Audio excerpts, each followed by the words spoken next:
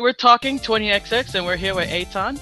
And thanks for coming on and talking with us. Thanks for having me here.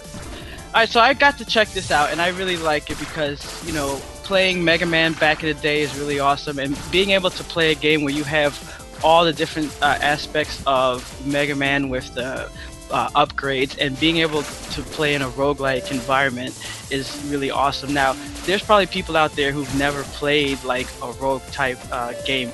Let's start off with that. Can you just explain to people like what does that mean to play in a rogue type environment? Sure, and I'll contrast that a little bit with Mega Man, because I'm guessing just about everyone's familiar with Mega Man at this point, right? They're better if they watch this show. Yeah, if they're watching this show and they haven't played, then they're not the right audience.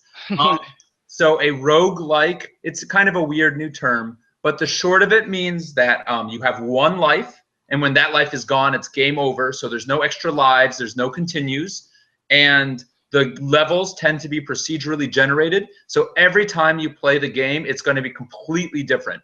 And those, I'd say, are the main two tenets to roguelikes. And what we did was, if everyone remembers Mega Man, right? What they probably don't remember was that the Mega Man series was really difficult. Like really difficult. Remember those goddamn spikes you would step on that would like insta-kill you in those pits? So it was really hard. The gameplay, frankly, feels dated. And this is coming from someone who's in love with the Mega Man series, but it doesn't really fit with modern sensibilities too well. And so we kind of tried to modernize the game a lot. We tried to kind of keep the core stuff in there where you fight bosses, you go to different worlds, you get different weapons, and the same sort of action platforming. But we changed the difficulty around, so it's really a matter of like staying alive with one life as opposed to avoiding that one spike that's going to kill you when you touch it. Yeah, and that's what's great about it, because like the no death, I mean the permadeath thing could scare off a lot of people. But like when I played it, you get pretty far. Like on one life, I'd say a decent player can, like on the very first time, will be able to beat a boss or two. Right. And so then you're like, okay, well, let me see how much further I can get. And in between sessions, you unlock new abilities, so you of course want to come back and see what's new.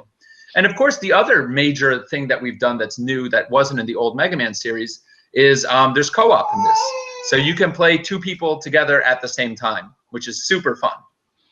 Yeah, and that's one of the things. Is like when I got into the game and I saw that not only do you have the different ways that you can power up, and then you can add the different abilities that you can make the game a little bit easier. So like if you're playing, like you can get like the Mario jumping hat, the plumber's hat, and things like that. And that makes it a little, the jump higher and things like that. Power up your weapons. So if you and you play around, so you have so many different combinations, and then I love the idea of having the different levels. So you could have every time you play, it's going to be different. Right. You'll never play the same game twice.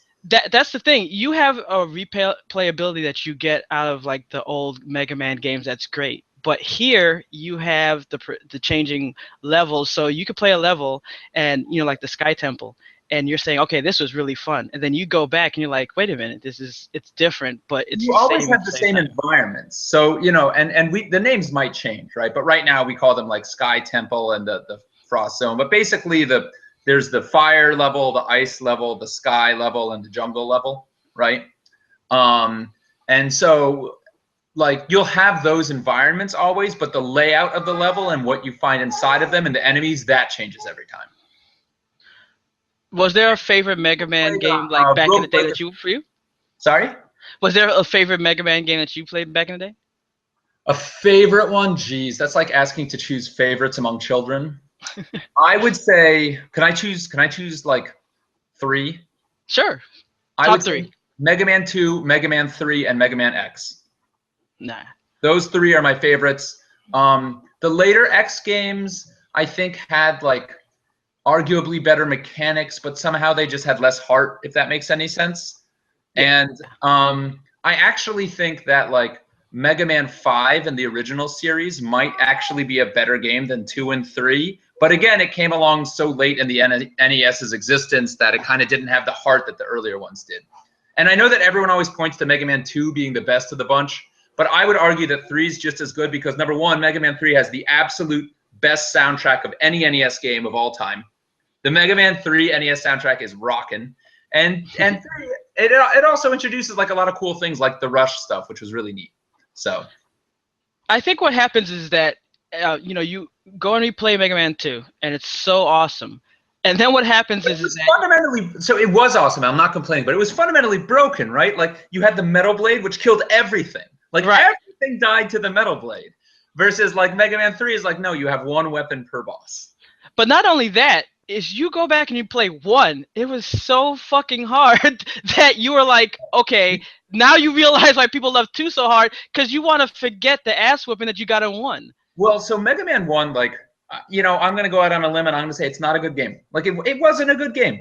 So Mega Man 1 had some, and I know there's a lot of people watching this who are really angry right now that I'm saying this, but I've played all the way through it several times, and it had really neat concepts. It had you choosing level order. It had weapons that worked on different bosses. That was really, really cool. But the actual game, it was way too unpolished. It was way too difficult. Remember those fucking platforms that would drop out underneath you in the Gutsman level? Like, who needs that, right? So, like, that part wasn't very good. They only had 6 bosses instead of the standard Mega Man 8. They didn't even figure out the right number of bosses to have. So 2 was kind of like when they figured out a lot of the kinks. And then 3 was when they got the first like bug-free version where they actually balanced it right. But 2 was still so awesome that who cares? Now with 20XX, I like that you capture even the music. You capture the different difficulty in the levels, because it's not just the music is straight up inspired by all of that. And actually 20XX, I should clarify, because there's kind of 2 series. There's the Mega Man series and the Mega Man X series. 20XX is inspired by the Mega Man X series. So for instance, wall jumping, you can always do. So that's something you couldn't do in the original series and you could do in the later series.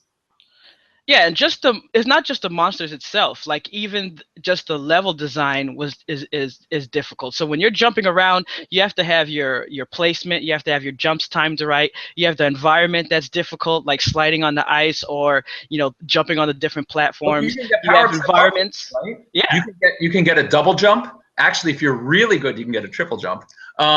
You can get like the power-ups that help you jump better. There's like tons of like energy power-ups. So, we do help you kind of get through the level, but you got to go and find the right things. One of the other really cool things is, like in the Mega Man X series, you had Mega Man and Zero. So there's Nina and Ace, and Ace actually has a sword. So if you want to play with a sword instead of a gun, you can do that too. So as far as the other things that you're planning to add, because I mean, there's a lot in there already. I mean, I saw all the different things that you can add to the character, all the different powers that you can switch between, and of course the level changes that you can do. What else are you hoping to add to the game? Well, so one of the big things that people will notice right now is, so you play the 8 levels, and then the game's like, good job. We're not at the end yet, but thanks for playing. So obviously the entire end of game stuff isn't in yet. And we're gonna hold off on that. We want to get the game just perfect before we add that in, because that's gonna be kind of the last big feature that we add. There's a ton more content that we want to put in. So right now there's my God, I don't know, like 100 items and power-ups and everything else, but we want to add in even more because we're crazy. And we want to add in more enemy. Like, we just want to add in more of everything. But I would say like the really big feature that's missing right now that isn't going to go in for a while, just because we want to like have that be the awesome reveal at the end, is we haven't added the very last boss. Awesome. So if people are looking to get their hands on this, if they haven't yet, we're going to put links and all that, but where can people go and find it right now? Yeah, so you should go on Steam. It's a Steam-only game for PC. Sorry, Mac users, it's not on Mac yet. And it's currently $12 on Steam in early access, and the final price of the game is going to be $15. So if you want it cheap, buy it now. You'll get all future updates and everything like that. And we do updates every 2 weeks religiously, so you can always see progress and you can always see what's new. And we really listen to the fans. If you like go in the forums and look at it, we're always paying attention to what fans say. If you go and buy the game and you're talking in the forums and you want to see something, I'm not saying it'll happen, but we do listen to people, and we might end up putting in that feature that you ask for. $12 on Steam right now, or you can wait till launch. It'll be $15 then. All right, awesome. Hey, I played this. It's awesome. You guys have already seen some of the gameplay video up on ObsoleteGamer.com. So the game's good. We're going to put up some more. But, this game's awesome, especially if you're a Mega Man fan. You got to go check this out. Man, you need to play this game. It's 20XX. It's on Steam. It's phenomenal. Definitely. Well, thanks for coming on and talking to us about it. Thank you so much for having me. This is super fun.